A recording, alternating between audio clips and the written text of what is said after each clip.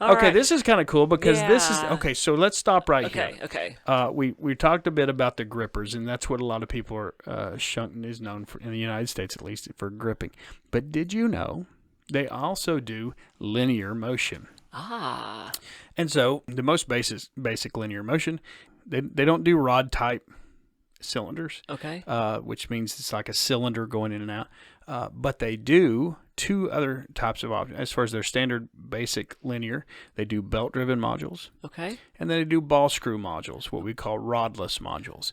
So linear motion, where we would take their actuator and put on a Siemens servo motor, a Scout servo motor, something like that, somebody else's servo motor, and gearbox and whatever, they can do that. And so not a lot of people realize that they have a linear motion product, but they also have linear motors. Oh, okay.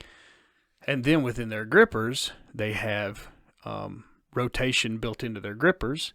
And then finally, as you'll see when you start this video, I think, is they have what I call a direct drive or a rotary actuator. Okay. And so what we're seeing here on the video is we've got looks like some linear modules on the sides. We've got one in the middle that's doing a rotation. That's a kind of a direct drive rotary. You can see over there in the back, the one in the back is spinning the back center. See how it rotates? So those are rotating type deals, and it's all built in. So now we can take Cartesian systems and do some very high speed things. We can do this with standard grippers. We can do it with standard linear, like ball screw belt driven type motors, and integrated linear actuators, but also linear motors, which are high thrust, high acceleration, very, very accurate. Okay.